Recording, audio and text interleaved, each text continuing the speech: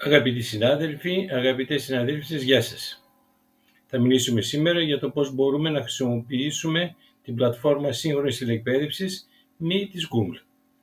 Ας υποθέσουμε ότι μας έχουν στείλει την πρόσκληση για να παρακολουθήσουμε μία συνεδρία. Μας έχουν στείλει και τον υπερσύνδεσμο για να συμμετάσχουμε σε αυτήν τη συνεδρία. Καταρχάς, ανοίγουμε μια καινούργια καρτέλα. Σε ένα browser, όπως βλέπετε, εγώ έχω ανοίξει το Chrome της Google. Δύο πράγματα πρέπει να προσέξουμε πριν συμμετάσχουμε σε μια συνεδρία. Το πρώτο είναι να συνδεθούμε στο Gmail μας με τα στοιχεία του λογαριασμού μας, να δώσουμε δηλαδή το όνομα, χρήστη και το κωδικό και να πούμε κανονικά στο λογαριασμό μας στο Gmail. Εγώ ήδη το έχω κάνει, βλέπετε εδώ ο λογαριασμός μου λέει Λεωνίδας Μποντήλας.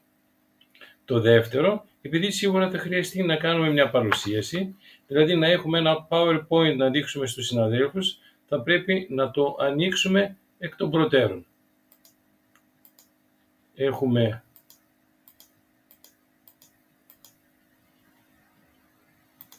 εδώ ανοίξει ένα PowerPoint. Προσοχή! Το μέγεθος του παραθύρου του PowerPoint της παρουσίασης αυτής που έχουμε θα πρέπει να πιάνει περίπου τα 2/3 της οθόνης, να μην είναι ούτε μεγιστοποιημένο αλλά ούτε και ελαχιστοποιημένο. Κοιτάξτε, να έχει αυτό περίπου το μέγεθος. Ξέρουμε πώς μπορούμε να αυξομοιώσουμε ένα παράθυρο, να το πιάσουμε από τα τυχώματα και τραβήξουμε αριστερά-δεξιά, μικραίνει ή μεγαλώνει το παράθυρο. Ένα τέτοιο μέγεθος, όπως βλέπετε στην οθόνη, είναι κανονικό. Συνεχίζοντας, κάνουμε κλικ στη γραμμή διευθύνσεων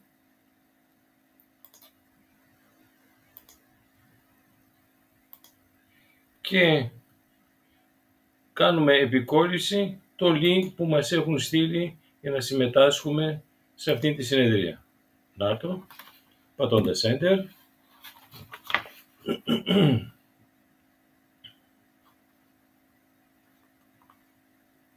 Πολύ ωραία. Πατώντας Enter συνδεόμαστε στο εικονικό δωμάτιο ακριβώς όπως βλέπετε εδώ. Όμως για να μπορέσω να συμμετάσχω στη συνεδρίαση θα πρέπει να κάνω αίτημα και να με αποδεχτεί ο συνάδελφος, ας πούμε, που έχει δημιουργήσει αυτό το δωμάτιο.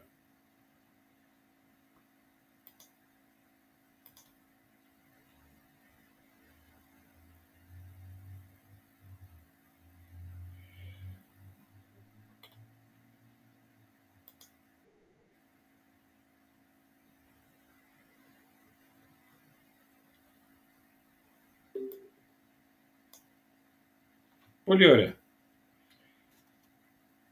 Αφού κάνει αποδεικτό το αίτημα, τώρα είμαι κανονικά μέσα στην συνεδρία.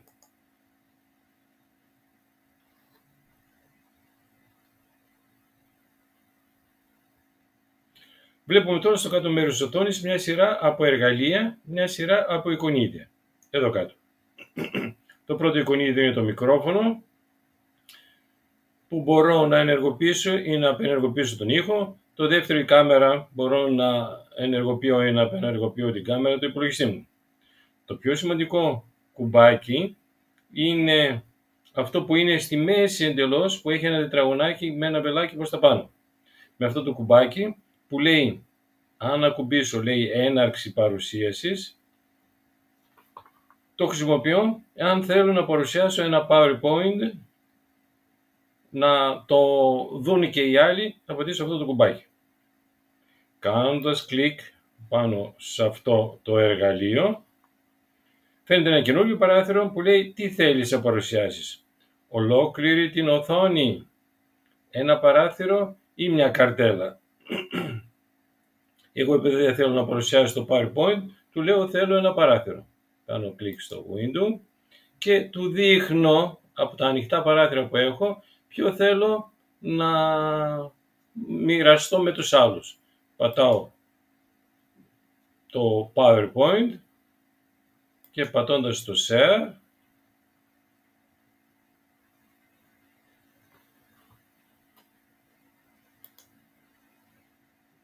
εμφανίζει, μπορεί τώρα να δουν αυτή την παρουσίαση που έχω, να το δουν και όλοι οι άλλοι που συμμετάσχουν σε αυτήν τη συνεδρία.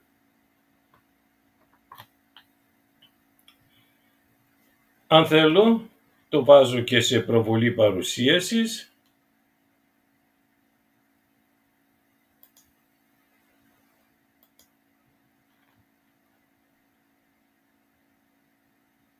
Και φαίνεται ακόμη πιο μεγάλο. Από το Stop Sharing μπορώ να σταματήσω το διαμοιρασμό της οθόνης